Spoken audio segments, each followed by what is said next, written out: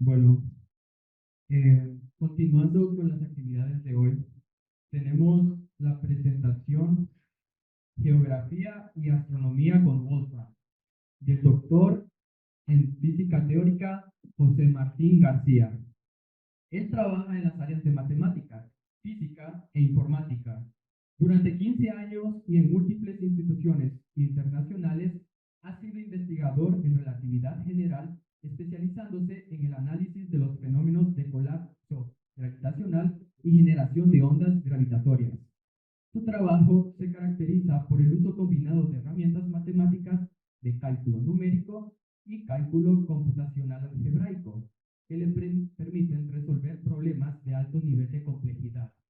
En particular, él es autor principal del sistema EXACT para álgebra computacional tensorial, actualmente en uso por más de 1000 investigadores en física teórica.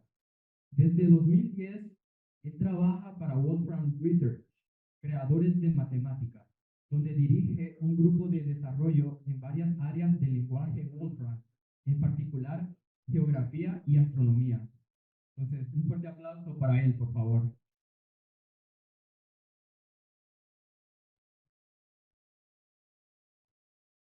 Bueno, ¿puedo comenzar ya? Bueno, allá voy. Muchas gracias por la introducción. Es un placer para mí participar en vuestra conferencia. Y, en efecto, desde hace ya más de 10 años trabajo aquí en Wolfram Research y em, voy a hablar hoy sobre dos de las áreas que desarrollamos en el grupo que yo dirijo, que son geografía y astronomía. Bien, pues entonces, este es el resumen de la charla. Está dividida en 4 partes. Primero voy a hablar de cómo representar datos físicos en el lenguaje Wolfram. Luego voy a hablar de geografía. Voy a pasar un poquito de tiempo hablando de algo muy interesante, que es el tiempo y su relación con la rotación de la Tierra. Y finalmente hablaremos un poco de astronomía.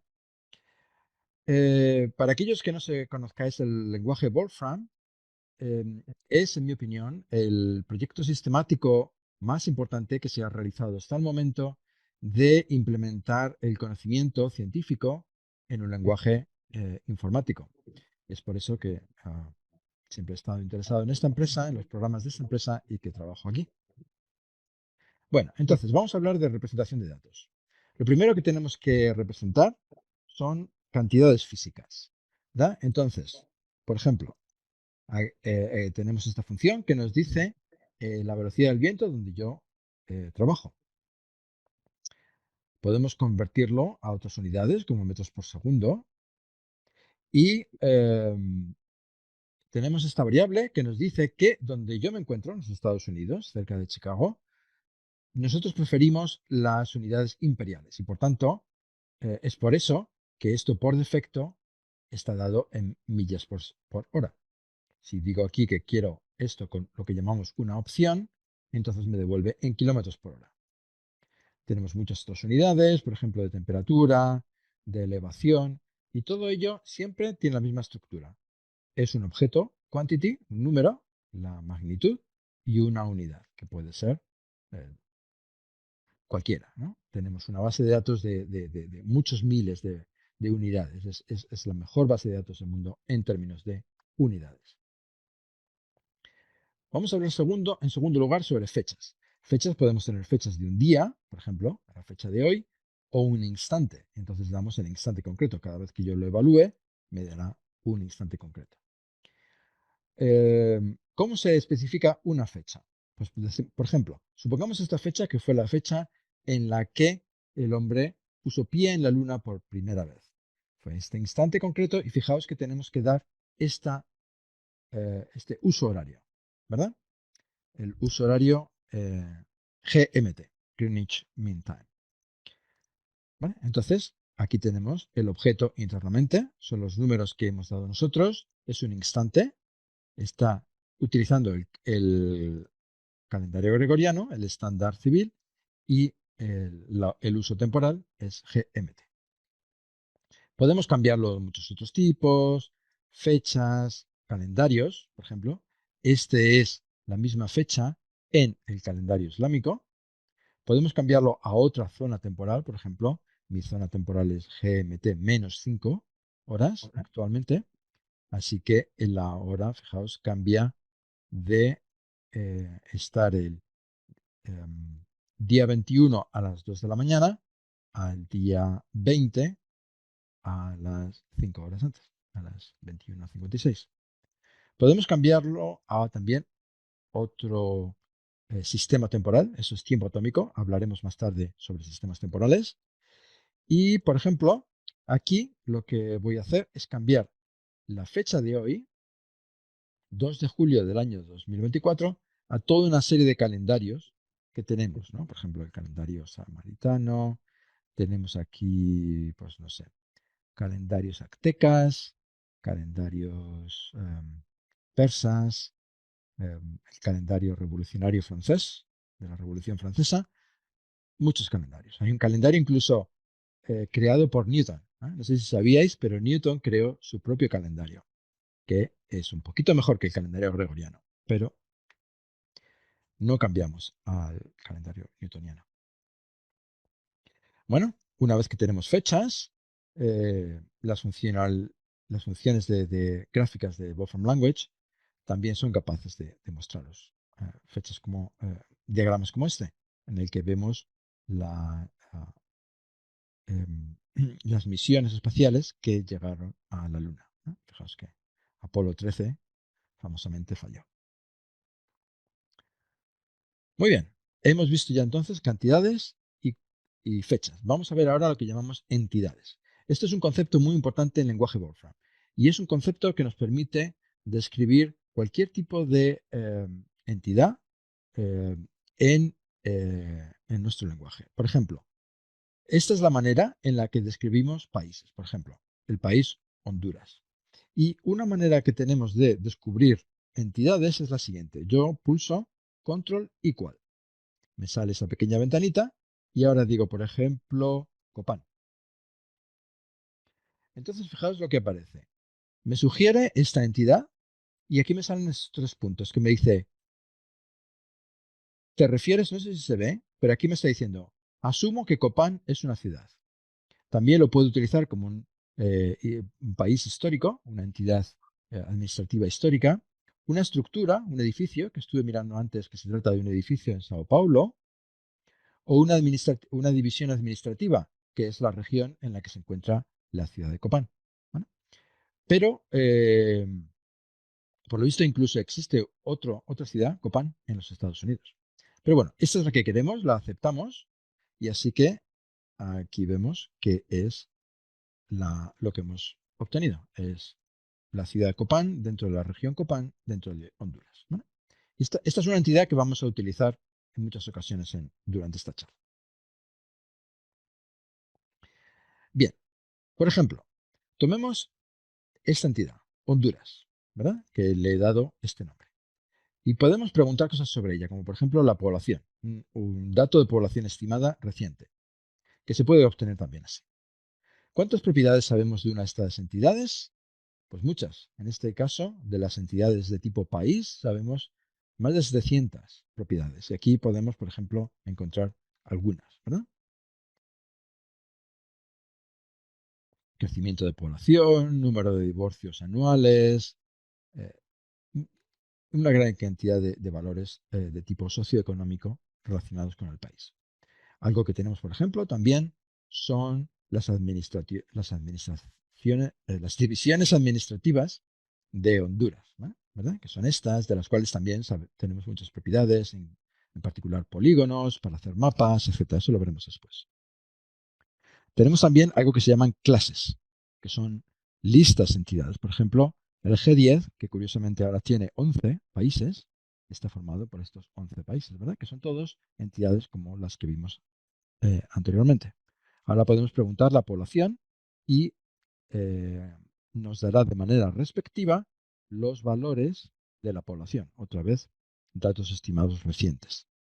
O podemos, por ejemplo, decir, quiero lo que llamamos una asociación, que es esta colección de pares clave valor, ¿verdad?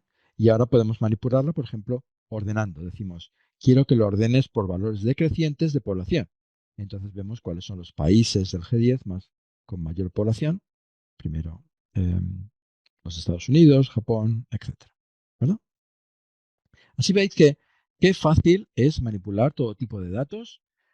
Todos estos datos están obtenidos de la base de datos de Wolfram Alpha, que quizás conocéis, que contiene muchísima información sobre todo tipos de entidades, desde poses de yoga a Pokémon, países, ciudades, puentes, edificios, todo tipo de cosas. Utilizaremos algunos durante la charla. Y por último, el cuarto tipo de objeto que quería mostrar hoy son localizaciones geográficas. Por ejemplo, esta función me dice dónde estoy ahora mismo, que esto significa latitud 40 grados en Estados Unidos y longitud 88 grados oeste. Podemos pedir la localización de Copán, ¿verdad? Entonces tenemos latitud 14 grados, casi 15, y también básicamente la misma longitud. O podemos pedir, se puede utilizar las dos maneras, tanto pedir la posición así como llamar a esta función que llamamos geoposition, que veis es el resultado. Por ejemplo, esta es la posición de la Torre Eiffel, ¿no? Muy bien, podemos pedir también posiciones de cosas que están cambiando con el tiempo. Por ejemplo, tenemos la Estación Espacial Internacional, ¿sabéis? Que está orbitando alrededor de la Tierra y cambia continuamente. Entonces, aquí tenemos la latitud, otra vez, la longitud. Esto es la altura en metros y esto es una notación para denotar de manera muy precisa el tiempo. Es el número de segundos desde el comienzo del año 1900, que es nuestra referencia temporal en el lenguaje Wolfram. Y bueno, una vez que tenemos una posición como esta, podemos hacer un mapa y vemos cómo, aquí vemos Australia, y vemos cómo esta es la región, no sé si se ve a través de Zoom, que actualmente se puede ver desde la Estación Internacional o viceversa. La región desde la que actualmente se puede ver la Estación Espacial Internacional. ¿De acuerdo? Así que os recuerdo, hemos visto cantidades físicas, fechas, entidades y posiciones geográficas. Muy bien. Ahora que ya tenemos estos cuatro elementos con nosotros, vamos a hablar de geografía. Y aquí ya tengo muchos de estos inputs ya evaluados y así algunos nos los podemos saltar para ir más deprisa. El comando fundamental para realizar mapas en lenguaje Wolfram se llama geographics. Y si evaluáis geographics, pues obtenéis un mapa centrado en básicamente eh, nuestra longitud, que en este caso, ya digo, es básicamente la misma, la de Champagne, donde yo estoy, y Copán, donde estáis vosotros. Podéis pedir un mapa de una región concreta. Por ejemplo, decimos, quiero un mapa de Copán con un radio de 5 millas. Y entonces va a mostrar cierta estructura alrededor de Copán con un radio de 5 millas, como digo. Podemos decir que queremos un mapa de Estados Unidos y ahora voy a decir que quiero un mapa de relieve, ¿no? Entonces me muestra, obtiene datos de elevación de nuestras bases de datos y realiza esta imagen de relieve de Estados Unidos, que se puede realizar a muchas escalas. Tenemos datos de relieve con errores de 2 metros, más o menos. Y esto significa que quiero que el mapa sea un poquito más largo de lo habitual, ¿veis? Este es un poco más largo, más grande de lo que es el tamaño habitual. Tenemos también imágenes de satélite, son imágenes ya procesadas. Entonces veis que ya no tienen nubes, por ejemplo. Y tenemos otros estilos. Por ejemplo, este es un mapa de la región de Honduras, en otro de los estilos. O, por ejemplo, este es un mapa de la región de Mónaco, en otro de nuestros estilos. Tenemos muchos estilos con nombres variados. ¿De acuerdo? Bien, ¿qué es lo que queremos representar en un mapa? En un mapa siempre tenemos elementos que llamaremos primitivas y que son estos objetos que ponemos en el primer argumento de la función geographics. ¿De acuerdo? Entonces, ¿qué es lo que tenemos en este mapa concreto? Tenemos un disco centrado en la ciudad de Chicago y con un radio de 2000 millas. Y lo queremos en color rojo. Y tenemos también una línea que va de la ciudad de Chicago a la ciudad de Los Ángeles. Entonces, veis el disco aquí y veis la línea que va desde la ciudad de Chicago a la ciudad de Los Ángeles. ¿Verdad? Entonces, una cosa muy importante a la hora de realizar un mapa es siempre escoger una proyección. Una proyección significa una manera de proyectar la superficie curva terrestre a la superficie plana de un mapa. La proyección más habitual y que se utilizó durante muchos años en los visualizadores geográficos era la proyección de Mercator. Pero la proyección de Mercator tiene un problema muy importante y es que hay cosas circulares que no aparecen circulares y hay líneas rectas, geodésicas, que no aparecen rectas. Así que no es una buena representación del mapa terrestre, de la superficie terrestre. Entonces, Geographics automáticamente escoge una mejor proyección y veis como entonces las líneas de los paralelos y los meridianos están curvas, mientras que aquí serían rectilíneas. Geographics es capaz también de obtener imágenes satelitales. Por ejemplo, aquí tenemos una imagen de Nueva York, Central Park. Tenemos también datos de otros eh, cuerpos celestes, por ejemplo, esto es Plutón, pero también podemos tener imágenes de la Luna, de Mercurio, de Venus, Marte, etc. Aquí tenemos una imagen de la Luna y aquí tenemos, por ejemplo, grid lines. Aquí hemos puesto, veis, aquí tenemos el polo norte lunar y los meridianos y los paralelos en la Luna. Tenemos mapas dinámicos, ¿verdad? Esos son los típicos mapas que conocéis en los que uno puede moverse y decir, pues quiero más precisión, quiero, ¿verdad? Y podemos aquí acercarnos, pues no sé, a Notre Dame, por ejemplo, ¿no? A la iglesia de Notre Dame en París, que estaría por aquí. ¿Verdad? La típica cosa que hacemos siempre con los mapas cuando queremos conocer nuevos lugares. Bien, tenemos funciones también para hacer cálculos, ¿verdad? Otra vez, obtengamos la posición de la Torre Eiffel y aquí tenemos un mapa que conecta la Torre Eiffel con mi posición en Champagne, ¿verdad?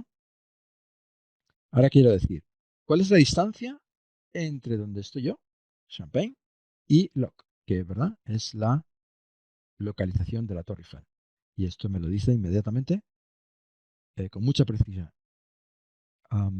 Estos cálculos están realizados con geometría elipsoidal, es decir, no estamos cometiendo errores de aproximación esférica, que serían del orden de 20 kilómetros o así, si lo hiciéramos. Así que esto es un cálculo muy preciso. Podemos también encontrar la dirección. Por ejemplo, esto significa que si quiero salir de Champagne e ir hacia la Torre Eiffel, tengo que orientarme 48 grados desde el norte. Esto está medido desde el norte en la dirección de las agujas del reloj. Entonces os orientáis hacia el norte, giráis 48.6 grados, entonces estáis justo enfrentados, o yo estaría, mejor dicho, enfrentado justo hacia la Torre Eiffel. Y bueno, podemos calcular áreas también, por ejemplo, ¿verdad? Ese es el área de Honduras. Y digo ahora, esto significa el resultado anterior. Y digo, divídelo por el área de todo el mundo. Y así vemos que el área de Honduras es 0.02% del área del mundo, incluido océanos. Así que vemos cómo podemos hacer los tres tipos fundamentales de cálculos en geografía: distancias, direcciones o ángulos y áreas. Siguiente, hablé antes de proyecciones, pero no mostré otras proyecciones. ¿Veis cómo se puede proyectar el mundo de muchísimas maneras diferentes? Esto es lo que se llama una proyección cónica. Significa, en lugar de cortar en un mapa cuadrado, cortamos por la línea del cambio de hora y luego desarrollamos la superficie en un cono. Entonces obtenemos esta forma. Tenemos más de 150 proyecciones diferentes y aquí veis algunas de las formas que puede tomar el mundo dependiendo de la proyección que tomemos, ¿verdad? Veis estas que son rectangulares, otras que son cónicas, otras son lo que se llaman azimutales porque representan el mundo en un disco, etc. Cada una de estas proyecciones tiene sus ventajas y sus inconvenientes, ¿verdad? Hay veces que para realizar una buena eh, proyección en un mapa local, es conveniente utilizar una proyección u otra. Muy bien, pues con las funcionalidades que hemos visto, podemos realizar muchos tipos de mapas. Os mostraré aquí rápidamente algunos. Por ejemplo, mapas de población. Aquí tenemos población total en algunas regiones de China. Campos escalares. Voy a mostraros campos vectoriales. En el lenguaje Wolfram también tenemos mucha información sobre cosas como el modelo geomagnético del campo magnético de la Tierra. Es algo que la ciencia cambia cada pocos años porque es un sistema dinámico, es un sistema que cambia en el tiempo. Entonces, cada pocos años hay que eh, reeditar el modelo eh, geomagnético de la Tierra. Entonces, bueno, nosotros tenemos, por ejemplo, toda la historia desde los años 1600 y con esto lo que os voy a mostrar es algo muy interesante y es que los polos magnéticos de la Tierra se mueven. Entonces, existen dos maneras de medir los polos magnéticos. Una es simplemente decir, voy a aproximar todo el campo magnético terrestre por un gran dipolo, como si tuviésemos un gigantesco imán simple dentro de la Tierra. Eso es el punto rojito. Cada puntito es 10 años. Entonces, desde 1660 hasta la actualidad se ha movido un poquito. Pero luego existe otra manera de medir el polo terrestre y es que se puede demostrar que en un campo magnético solo hay un punto en la Tierra en el que el campo magnético incide completamente verticalmente. Y eso es lo que se llama en inglés el deep pole, que lo podemos llamar el polo vertical. Y entonces este se está moviendo más. Y de hecho, en las últimas décadas, fijaos cómo antes se movía poquito, esto cada puntito son 10 años, y en las últimas décadas ha empezado a moverse muy deprisa.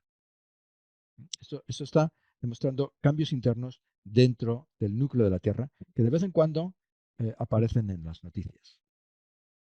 No pasa nada raro, esto ha pasado muchas veces en la historia de la Tierra, incluso los, eh, los polos terrestres se han invertido, aquí simplemente se está moviendo un poquito, pero es interesante y luego hablaremos un poquito más de lo que puede estar sucediendo aquí. Esto es un mapa también, ¿veis? Con nuestras funcionalidades de representación vectorial que muestran este punto del que del que os hablaba antes, que en la actualidad es donde el campo magnético incide de forma vertical. Muy interesante. Y todo esto, como digo, está de manera automática en matemática en el lenguaje Wolfram. Podemos realizar histogramas, es muy sencillo.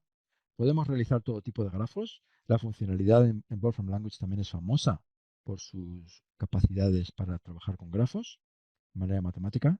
Aquí estamos, por ejemplo, conectando diferentes ciudades con conexiones a través de las carreteras. En Wolfram Language también se puede trabajar con direcciones y calcular rutas. Como decía antes, tenemos también mucha información sobre otros cuerpos celestes. Aquí tenemos mapas, como siempre, Geographics, ¿veis? Siempre Geographics. Y ahora decimos que el modelo terrestre, el modelo planetario, va a ser la Luna.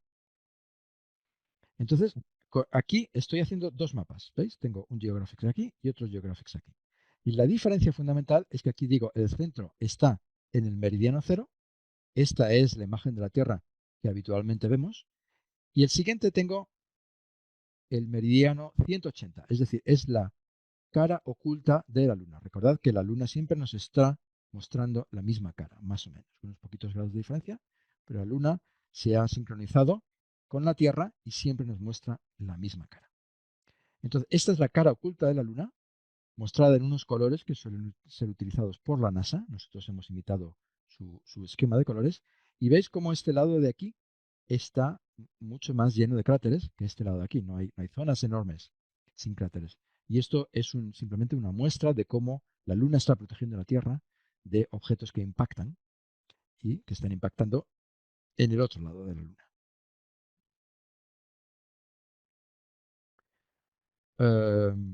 Bueno, podemos también hacer representaciones tridimensionales. Aquí tenemos una representación de la zona de Alaska, ¿verdad? Esto es Rusia y esto es Alaska. O aquí tenemos una representación también de la zona alrededor del polo norte terrestre, ¿no? Aquí tenemos Groenlandia, norte de Europa, Rusia, Canadá, ¿no? Esto es el polo norte terrestre.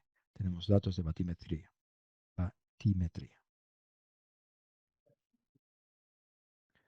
Muy bien, y creo que tenía un elemento más aquí sobre diferentes elementos para realizar colores y hacer los mapas un poquito más bonitos, pero no importa.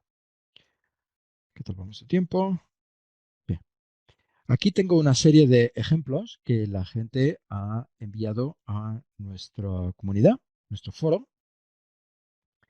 Y no sé, vamos a ver un par de ellos. Por ejemplo, sí, este es muy bonito.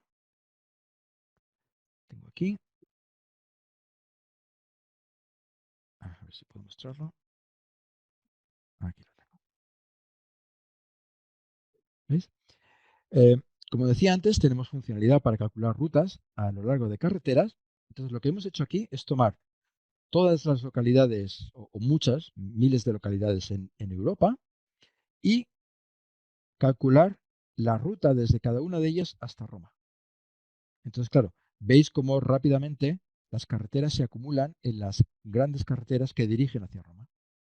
Entonces queda un mapa precioso que recuerda a los vasos sanguíneos en el cuerpo, ¿verdad? De carreteras que conducen a Roma. Otra vez, aquí está el código, y esto con un poco de código se puede hacer esto de manera muy sencilla en Wolfram Language. O, por ejemplo, este es uno que hice yo hace muchos años, en el que lo que hago es decir, tomemos las playas o la costa, los segmentos de costa alrededor de un país como Australia. Entonces, para cada uno de ellos, simplemente se sigue la geodésica, simplemente navegando en dirección rectilínea sobre la superficie de la Tierra. ¿Dónde se termina? Bueno, pues por ejemplo, esto de aquí terminaría aquí. Así que lo que hacemos es, en verde tenemos los comienzos, en rojos tenemos los finales. Entonces, cuando hacemos esto, perdón, cuando hacemos esto para todos estos segmentos, obtenemos un mapa como este para Australia. Y cuando lo hacemos para todo el mundo, obtenemos un mapa como este. Muy bonito.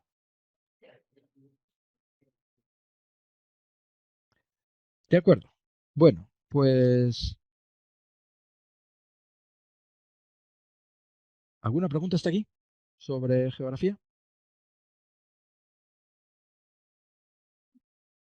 Vamos a hablar ahora de un tema fascinante, que es cómo se relaciona el tiempo y la rotación de la Tierra. Esto es muy importante porque si queremos hacer astronomía y queremos hacer astronomía de manera precisa, no solo necesitamos mucho control sobre la posición de nuestros observatorios y telescopios en la Tierra, necesitamos también mucha precisión sobre el control del tiempo. Entonces, ¿cómo se controla el tiempo en estos días, en el siglo XXI? Pues se hace de la siguiente manera en astronomía. Se ha definido un sistema de coordenadas celeste que no, digamos, está orientado en el espacio de tal manera que no se mueve, está orientado respecto a las galaxias más lejanas, y este se llama ICRS, Sistema de Referencia Celeste Internacional. Luego tenemos un sistema de referencia sobre la Tierra, que no se mueve con respecto al promedio de las placas tectónicas en la Tierra, y se llama el Sistema de Referencia Terrestre Internacional, ¿no? Estos son tres ejes, estos son tres ejes. Y luego hay una organización internacional que se llama IERS, que se encarga de establecer diariamente una matriz que da la rotación de un sistema terrestre al otro. ¿De acuerdo? De esta manera, si uno sabe las coordenadas de algo en la Tierra, uno puede calcular cómo están cambiando con el tiempo las coordenadas en el espacio. Y otra vez, el sistema Wolfram contiene todos estos datos con mucha precisión y se conecta diariamente a la NASA para obtener todas estas matrices eh, con gran precisión. Aquí tenemos, por ejemplo, el famoso ángulo de 23 grados eh, y algo más de la oblicuidad de la Tierra con respecto al plano del sistema solar, ¿verdad? Y este ángulo cambia porque la Tierra está moviéndose un poquito. Y entonces aquí tenemos, por ejemplo, cómo cambia con los años ese ángulo de oblicuidad. Y aquí, no sé si sabéis, por ejemplo, también, muy interesante, que el eje de rotación de la Tierra no es fijo con respecto a la Tierra, se mueve con respecto a los ejes geográficos de la Tierra. Si este es el eje geográfico del Polo Norte, el eje de rotación de la Tierra se está moviendo, está haciendo algo así. Y aquí tengo, cada 10 años, dónde estaba el eje de rotación de la Tierra con respecto al polo geográfico de la Tierra. ¿Y veis cómo está? Esto está en metros, así que veis que no se mueve mucho, pero este es el tipo de rotación que está haciendo. Y ahora andamos por aquí. ¿Veis? Nos estamos separando más y más del polo geográfico de la Tierra. Muy interesante. Todo esto hay que tenerlo muy en cuenta porque si no, las observaciones astronómicas salen mal. Otra cosa muy interesante es que la Tierra está frenando su rotación. Cuando la Tierra se formó hace 4.500 millones de años, más o menos, la Tierra rotaba una vez cada 6 horas. Y desde entonces, debido a la fricción por mareas y por la acción del Sol y la Luna, la Tierra se está frenando. Y lo que tenemos aquí son datos de la duración de un día con respecto al estándar de 86.400 segundos, ¿verdad? Y vemos, por ejemplo, que hace 2000 años cada día era como unos 30 milisegundos más breve. Y desde entonces la Tierra está frenando, ¿verdad? Lleva frenándose desde hace miles de millones de años y seguirá frenando. Si dejásemos pasar mucho el tiempo, la Tierra frenaría tanto que la misma cara estaría siempre enfrentada a la Luna, pero el Sol se va a tragar la Tierra antes de eso, en unos 5.000 millones de años. Pero seguimos frenando y todo eso también hay que tenerlo en cuenta. Esto es lo que ha estado haciendo durante las últimas décadas. Curiosamente, la Tierra en las últimas décadas ha estado acelerando, otra vez por los diversos movimientos internos del núcleo terrestre y muchas otras cosas. Y esta es la misma gráfica en los últimos 3 años, ¿no? Y hay oscilaciones, típicamente de un mes, debido a la Luna. Y aquí tenemos en milisegundos las variaciones con respecto al día promedio, ¿no? Entonces, ¿qué consecuencias tiene esta ralentización de la Tierra? Pues que cada cierto tiempo hay que introducir lo que se llama un leap second, un segundo salto. Y esto se hace monitorizando todo este movimiento de rotación que decía antes. Y aquí tenemos lo que ha estado pasando desde 1960. Ha habido que introducir 27 segundos, que se van introduciendo así, ¿verdad? Y durante los últimos años, el último fue en el año 2017, de los últimos años, debido a esta ligera aceleración de la Tierra recientemente, no ha habido que hacerlo. De hecho, si las curvas rojas llegan a bajar un poco más, esas son las que se van midiendo, habría que quizás quitar un segundo. Pero que nunca ha sucedido, ¿verdad? Siempre se ha añadido un segundo. Otra vez, algo muy interesante, pero tampoco tengo tiempo de hablar mucho de ello aquí.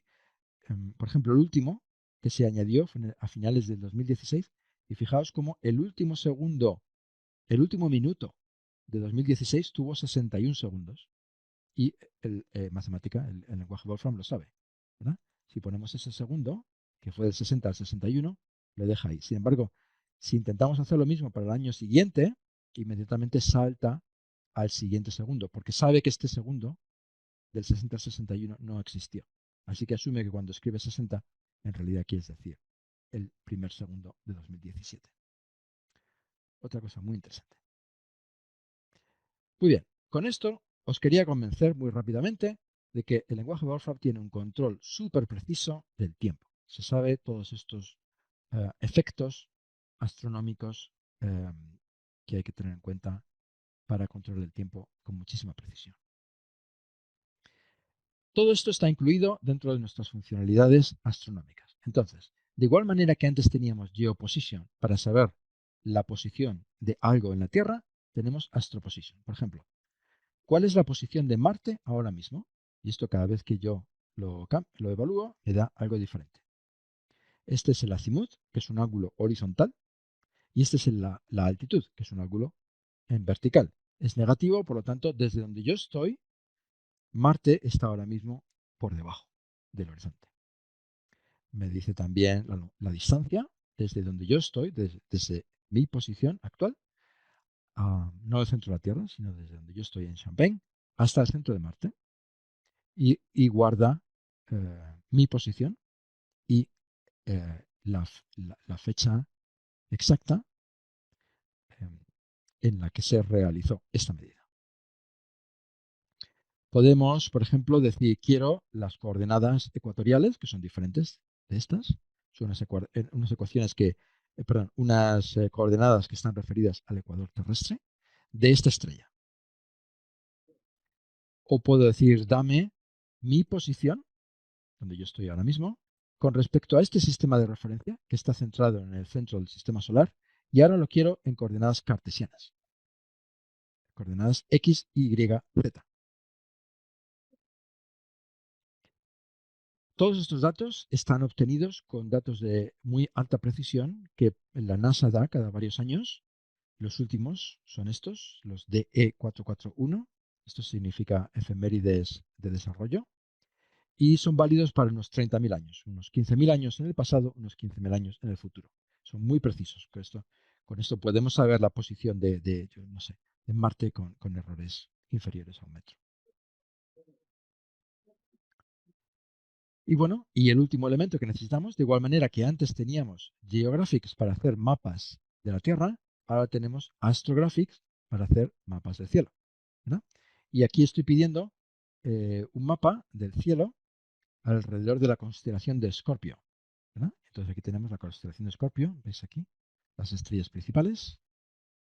Y otra vez, de igual manera que teníamos muchas opciones para cambiar los mapas terrestres, aquí tenemos muchas opciones para cambiar los mapas del cielo, ¿verdad? Y aquí tenemos, por ejemplo, decimos que queremos un mapa en coordenadas galácticas y por lo tanto la galaxia ahora aparece aquí en el plano principal. Vamos a ver algunos otros cuantos mapas y con esto termino. Bien, vamos a pensar otra vez coordenadas en el cielo. Debido a la posible rotación de los sistemas de coordenadas, tenemos un sistema de coordenadas basados en la Tierra, o en mi posición, o en el plano del sistema solar, o en el plano galáctico, ¿verdad? Entonces, todos estos sistemas de coordenadas están considerados y lo que hacemos es que por defecto damos las coordenadas de cualquier cosa, por ejemplo, la Luna, en el sistema horizontal, ¿verdad? Un par de ángulos que son un ángulo horizontal, el azimut, y un ángulo vertical que se llama altitud.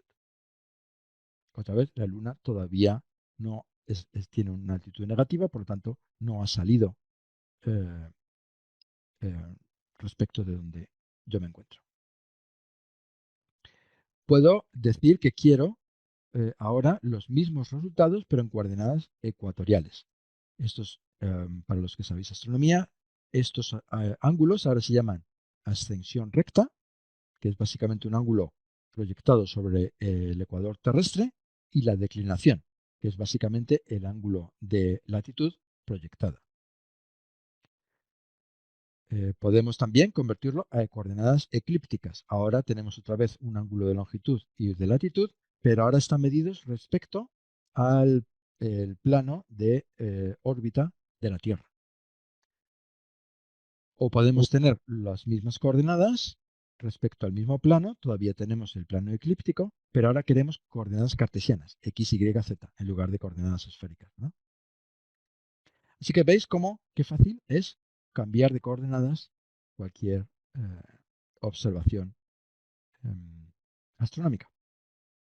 También podéis hacer que todo esto sea dinámico. Por ejemplo, mirad cómo está cambiando el azimut y la altitud de la Luna en tiempo real.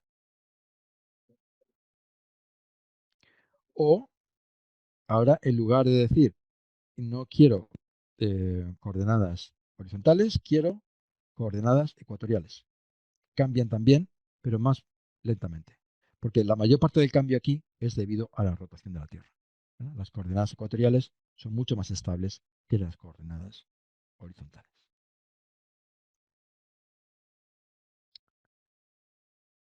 Muy bien, otra cosa divertida. Imaginaos que nos encontrásemos en la Luna, en esta posición, en el Mare Tranquillitatis. Imaginaos que ahora observamos la posición de Copán desde la Luna. ¿Qué es lo que obtenemos? Obtenemos este azimut. Ahora medido en el plano horizontal, en esta localización en la Luna, y la altitud es 60 grados. Claro, como la Luna siempre nos está dando la misma cara, si nos encontrásemos en una posición, como se trata del Mare Tranquillitatis, que está en la cara visible de la Luna, la Tierra va a estar siempre visible en el cielo, ¿verdad? Porque estamos en la cara visible de la Luna. Por lo tanto, este ángulo va a ser siempre positivo para cualquier posición en la Tierra. De hecho, si nos colocamos en el centro de la cara visible de la Luna, el ángulo va a ser muy alto, la altitud, ¿verdad? La Tierra está siempre como casi en la vertical del centro de la cara visible de la Luna.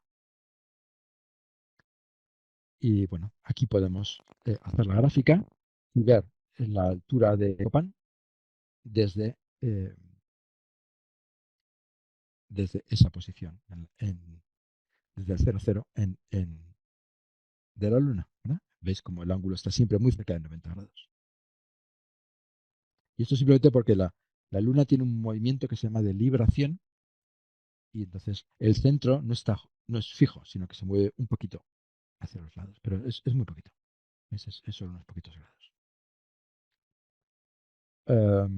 Podemos ahora observar el centro de la Tierra y veis la diferencia. Copán está rotando con la Tierra, ¿no? Si estuviésemos en la Luna, vemos cómo Copán se mueve rotando con la Tierra, que genera esta pequeña vibración, que es de un día. Si observamos el centro de la Tierra, lo que observamos es el promedio. Y por eso hay esta diferencia, ¿no? De aproximadamente 1 grado. Podemos también observar distancias, medir distancias. Esta es la distancia desde donde yo me encuentro a la Luna. Veis que varía más o menos a lo largo de un mes. Y otra vez, esta pequeña oscilación es porque yo estoy rotando con la Tierra. Así que la distancia desde donde yo me encuentro al centro de la Luna cambia un poquito con la rotación de la Tierra. Podemos también medir distancias entre dos objetos en el cielo. Por ejemplo, ¿cuánto es la distancia angular entre Venus y Júpiter desde donde yo me encuentro? Ahora mismo es 40 grados. Por ejemplo, podemos medir cuánto fue la distancia entre Júpiter y Saturno como un ángulo en las últimas décadas. Entonces, fijaos cómo alrededor del final del 2020 tuvo un mínimo. Se acercaron muchísimo, menos de 1/10 de grado. ¿Verdad?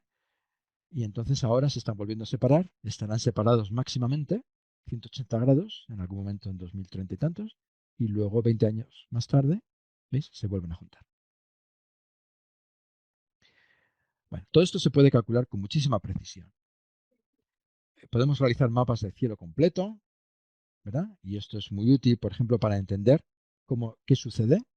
Aquí podemos ver cómo cambia el cielo en un día, o cómo cambia si yo voy a otra longitud o latitud. Podemos cambiar las proyecciones, los sistemas de referencia.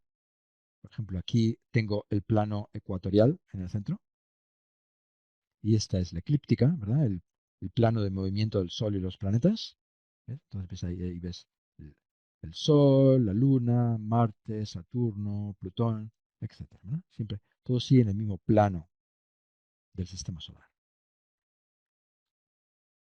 Podemos cambiar las proyecciones, ¿Veis? Tenemos todo el poder del sistema geográfico de Wolfram Language. Y aquí podemos también, otra vez, como dice antes, poner la imagen de la galaxia en el mapa para que quede más bonito. ¿De acuerdo? Vemos cómo tenemos el Sol ahí otra vez, muy chiquitito, etcétera.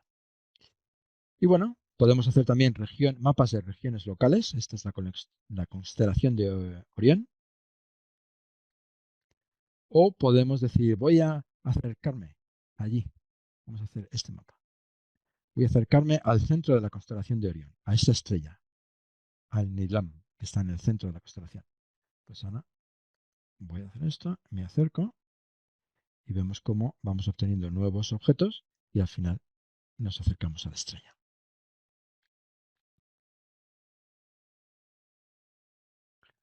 Voy a hacer lo mismo ahora, me voy a acercar a Júpiter, que está ahí.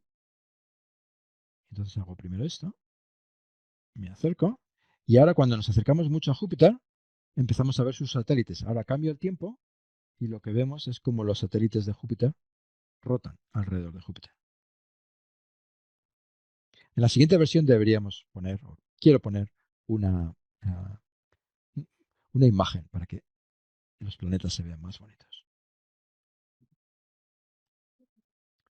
Y bueno, como por último, un último ejemplo que quiero mostrar es un ejemplo de eclipses solares, que es algo que necesita de mucha precisión para poder ser calculados eh, con la necesaria exactitud. Aquí tenemos el eclipse tan famoso con el que Eddington fue capaz de mostrar que la relatividad general de Einstein era correcta. Y lo que hizo fue monitorizar este eclipse en el que vemos aquí como la luna cubre el sol. Entonces lo que hizo fue medir cómo la posición de esa estrella que está aquí, cuando la luna cubría completamente al sol, cambió un poquito de posición respecto de lo que de la posición que tiene cuando la luna y el sol no están cerca de esa estrella, ¿verdad? Y esto se interpreta como el hecho de que el sol es capaz de modificar la trayectoria de la luz que viene de esa estrella, ¿verdad? Y esto fue una de las grandes pruebas que mostraron que la relatividad general de Einstein es correcta. Este es otro eclipse, un eclipse que se vio a finales del año pasado, en octubre de 2023, y que fue un eclipse parcial, perdón, anular. ¿Veis como en este caso la luna se encontraba un poco más lejos de lo habitual o del promedio y entonces no era capaz de cubrir completamente el sol, ¿verdad? Nosotros tenemos todos estos datos en cuenta y por lo tanto podemos mostrar la luna y el sol con los tamaños adecuados. Y bueno, esta es mi última transparencia en la que quiero mostrar constelaciones. Tenemos todas las constelaciones del cielo y hace un año o así estuvimos trabajando con un artista que creó una ilustración para cada una de las 88 constelaciones que hay en el cielo. ¿De acuerdo? De manera estándar, el cielo está dividido en 88 regiones, en 88 polígonos, y cada una de esos polígonos tiene una de estas constelaciones. Aquí tenemos la constelación de Orión. Y aquí tenemos otra, como el unicornio, por ejemplo. Y podemos cambiar los estilos y, por ejemplo, hacer esto mucho más bonito, ¿verdad? ¿Veis? Aquí tenemos la constelación de Escorpio, del escorpión, y tenemos la ilustración, tenemos las estrellas principales, tenemos el polígono del cielo, que corresponde a la constelación de Escorpio. Y, por ejemplo, otra vez tenemos la imagen de la galaxia detrás. Y fijaos cómo la constelación de Escorpio está justo en el centro galáctico, que anda por aquí. Tenemos la constelación de Ofiuco, que es muy divertida porque está sosteniendo la serpiente, que es una constelación que tiene dos partes. Tiene una parte aquí y una parte aquí. La misma constelación, y Ofiuco está entre medio sosteniendo la serpiente. Y aquí tenemos otra cosa divertida, y esta es la eclíptica. El Sol pasa por las 12 famosas constelaciones del zodíaco y también pasa por Ofiuco, que por motivos históricos no se incluyó en el zodíaco. Debería haberse incluido porque el Sol pasa por Ofiuco, pero no se hizo. Y por último, aquí tenemos otra de las constelaciones del zodíaco, Aries, y aquí tenemos la eclíptica. ¿Ves? El Sol pasa por aquí en algún momento del año. De hecho, aquí está el mes escrito, que es mayo. Aquí tenemos mayo. ¿De acuerdo? Y aquí tenemos la bonita constelación. Muy bien, pues aquí concluyo. Hemos mostrado cómo trabajar en el lenguaje Wolfram con cantidades, fechas, entidades y localizaciones geográficas. Hemos visto cómo realizar mapas y realizar cálculos geográficos. Hemos visto después cómo realizar cálculos con el tiempo en relación con la rotación de la Tierra. Y finalmente hemos presentado unas recientes funciones de cálculo y visualización en astronomía en el lenguaje Wolfram. Y con eso termino. Muchas gracias.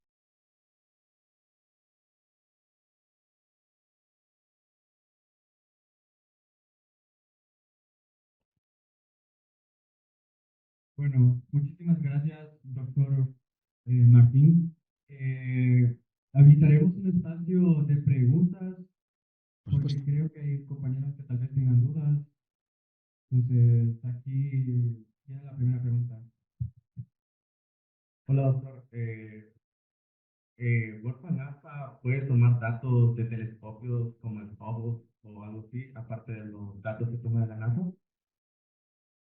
Ujú. Am, tenemos algunas funciones para conectarnos a bases de datos astronómicas como VCR y déjame, o sea, sí, sí podemos hacerlo. Podemos obtener imágenes, por ejemplo, a ver, ah, ¿se ve ahora aquí este navegador? ¿Veis el navegador? Sí,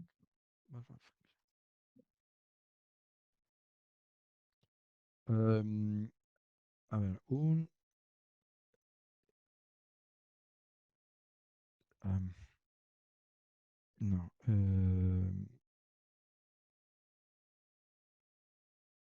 VC,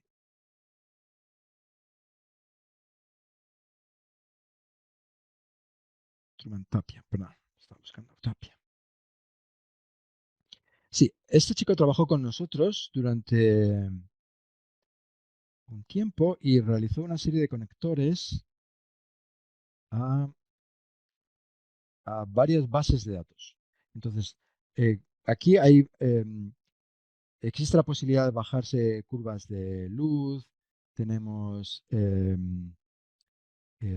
esta conexión para bajarse imágenes de varios telescopios y sí, podéis bajaros imágenes de muchos. También tenemos eh, Jeff Bryant Solar Image.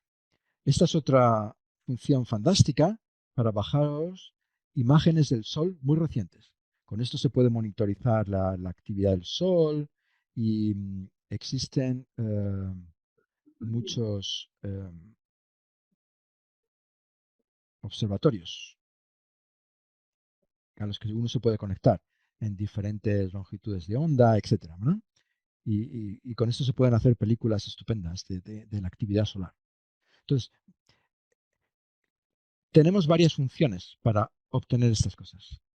Algunas de ellas probablemente son utilizables desde Wolfram Alpha, pero no sé cuáles exactamente. Doctor, una consulta. ¿Se puede implementar el lenguaje de Python también para eso, ya que Python es muy usado en astronomía? Em, sí, uno puede conectarse a Python desde el lenguaje Wolfram, por ejemplo. ¿Cómo es esto? A ver si me acuerdo.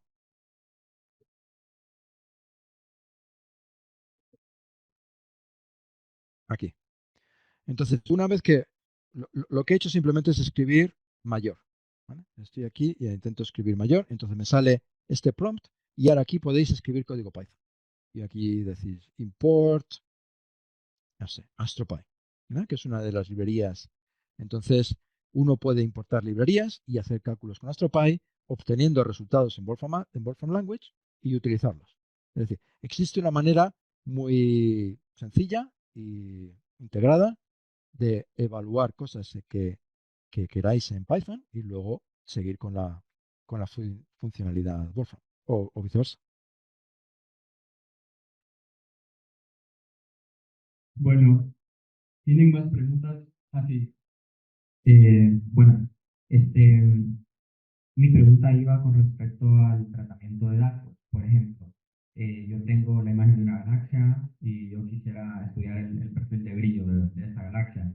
Ujú. Eh, Miré de hecho con la pregunta anterior que había algo como lo de la curva de luz. Entonces, no sé si hay algo parecido para sacar perfiles de brillo de una galaxia, por ejemplo, o sea, irse más allá con Wolfram.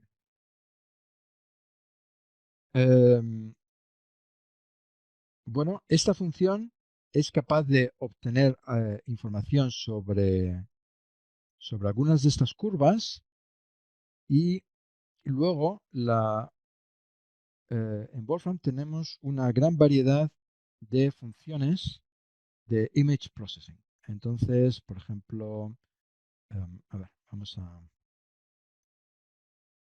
voy a venir aquí. Entonces, una vez que tenemos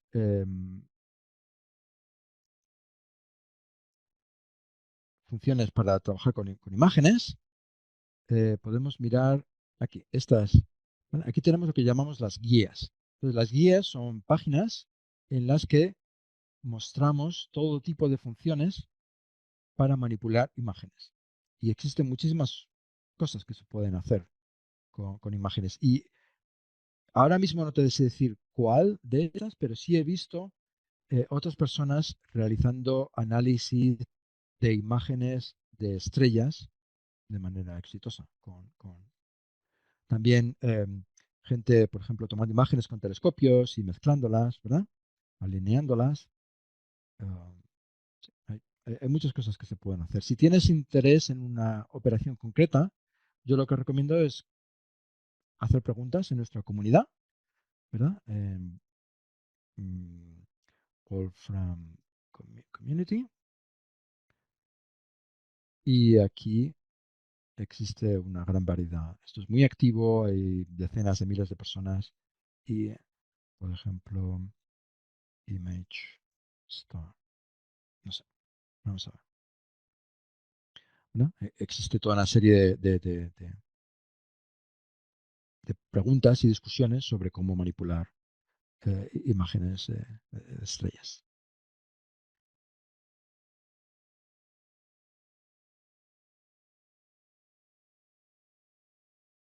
En fin, es un mundo muy grande.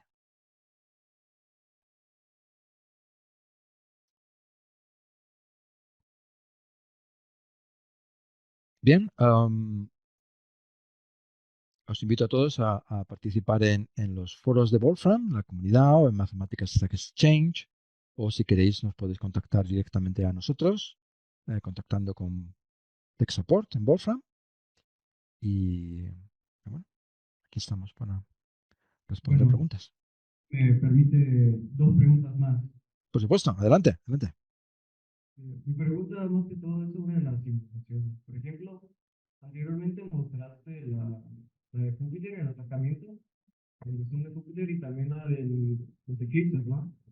Entonces, mi pregunta es, ¿es posible simular la órbita de Caronte haciendo un Wolfram? Aparte también si se puede como simular la migración de los planetas, la migración planetaria en un sistema solar. La órbita de Caronte, yo creo que tenemos los datos de la NASA sobre Caronte. A ver, se crea Carón, Planetary Moon, y entonces uno puede decir, dame la posición de Carón, y uno puede, por ejemplo, calcular la posición de Carón desde el centro de Plutón, ¿verdad? Entonces, esta información es muy precisa y tenemos los datos que da la NASA, ¿no? Con lo cual, no es tanto que estemos simulando la órbita. Estos son los datos verdaderos de la órbita teniendo en cuenta todas las perturbaciones de los planetas, etcétera, ¿no? Otra cosa que no he dicho y que sí debería haber mencionado es que todos estos cálculos de astroposition son cálculos relativistas, ¿verdad? Como profesional de relatividad general que yo soy, eh, todo esto tiene en cuenta efectos de, por ejemplo, de la propagación de la luz, efectos de la deflexión de la luz por el Sol, etcétera, ¿no? Todos esos efectos, efectos de aberración, están tenidos en cuenta. Cálculos horizontales también tienen en cuenta un modelo muy preciso de la refracción de la atmósfera. Cosas así. Am, Así que sí, con esto uno puede calcular la órbita de Caronte. Y luego, la siguiente cosa me habías dicho, migración de planetas. Es Que- decir, que- hábitats en el sistema solar. si te entendí correctamente, sí, migración de planetas en el sistema solar. Si entiendo bien, esto es algo que requiere de integraciones temporales muy, muy largas. Los datos que nosotros tenemos aquí son los datos de la NASA que se extienden por 30.000 años. 15.000 años hacia el pasado, 15.000 años hacia el futuro. Y, por ejemplo, con esos 30.000 años, nosotros hemos analizado todos los eclipses solares posibles. Y entonces son del orden de 72.000 eclipses y se pueden analizar. Tenemos mucha información de todos ellos. Y, por ejemplo, es muy divertido comparar con los registros históricos de los eh, eclipses solares registrados por los griegos, por los aztecas, etcétera, ¿no?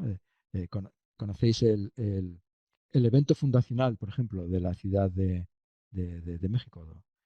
Em, o del antiguo Tenochtitlán. Fue un eclipse solar. Y es muy interesante estudiar em, eh, eh, ese eclipse solar con precisión. Pero ya digo, nuestros datos no van más allá de esos 15.000 años, por tanto no tenemos datos suficientes para estudiar migraciones planetarias. Bueno, ahora vamos a la última pregunta. Ujú, adelante.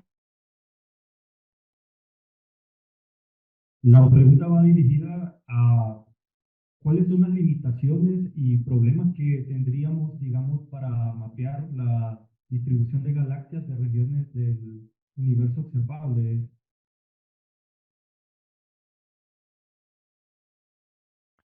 Bueno, nosotros tenemos una colección de galaxias, otra vez, eh, no sé, M31, ¿verdad?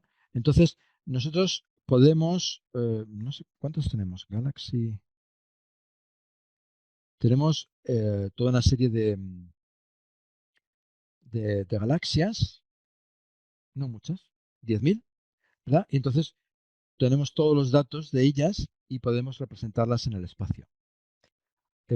Si quieres representar colecciones más amplias de galaxias, hay muchísimas más, por supuesto, entonces tendrías que obtener los datos de algún sitio y luego colocar las coordenadas dentro de AstroPosition, y aquí ya puedes tener millones si quieres, no hay ningún problema, y luego esos datos se pueden mostrar en nuestros mapas estelares. Pero ya digo, nosotros no tenemos de entrada esas colecciones de galaxias. Por ejemplo, sí se podrían bajar con la función que estaba mostrando antes de Truman, que sería esta. Sinbad, ¿conocéis la base de Sinbad? Una base de datos muy buena para correlacionar datos.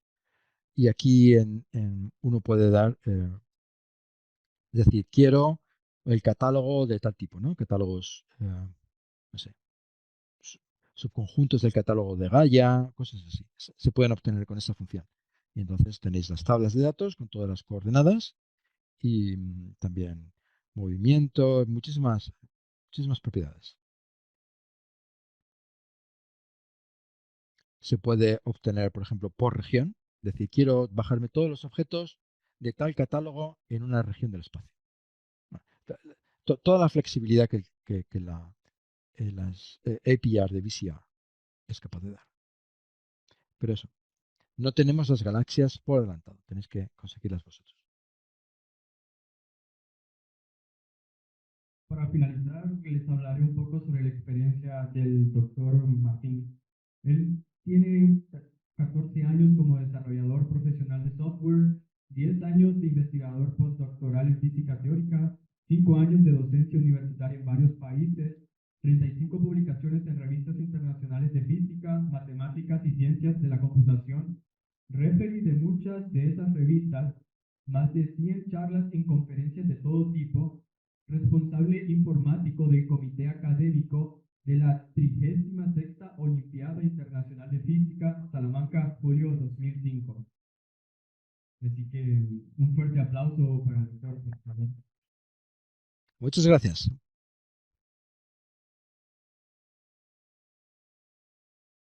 Muchas gracias, doctor, por la presentación y seguramente todo lo que dijo fue provechoso.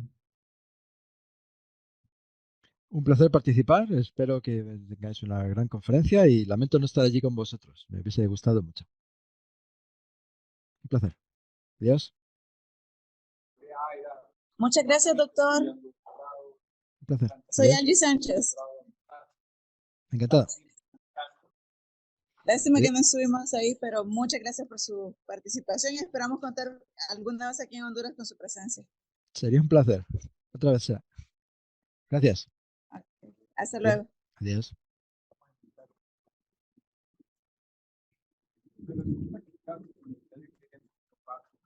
Hola, chicos. Bien, algunos anuncios para el día de hoy. Mañana es el paseo al parque, entonces les recomiendo, si ustedes se vienen de un solo al evento en la mañana, que ya vengan preparados para ir al parque, que vengan con zapatos cómodos, ropa cómoda para caminar, que traigan bloqueador, si quieren una sombría por si llueve un poquito, gorra, protector solar y ¿cómo se dice? Repelente de zancudos, porque vamos a estar ahí en medio del campo. También el día de hoy tenemos la actividad de café y ciencia, que lo vamos a hacer en el mismo lugar que lo hicimos ayer, el cóctel de bienvenida, que es en el Garden Hotel Café en Copán Ruinas. Entonces, es la misma ubicación. Si tienen por ahí el código QR de ayer, lo pueden mostrar. Son bienvenidos todos los que quieran llegar, pero no es nada obligatorio porque la idea de este evento es que sea para la gente de Copán. Entonces, no es necesario que ustedes asistan. Entonces, esos son los anuncios para el día de hoy y mañana. Entonces, muchas gracias por estar puntuales. Espero que mañana sigan estándolo. Y pasen feliz noche a los que ya no ven. ¿Alguna pregunta? Ok, me dicen que hay un triple empate de las preguntas. A ver, ¿quiénes son los que están empatados por ahí? Si alguien abre el micrófono y me cuenta. Lo que vamos a hacer es que mañana hacemos el desempate con el curso de las... no, mañana el curso a las 2. Mañana en la mañana vemos los que quedaron empatados y vemos qué hacer con los que empataron, porque como no estamos ahí no les podemos dar el premio.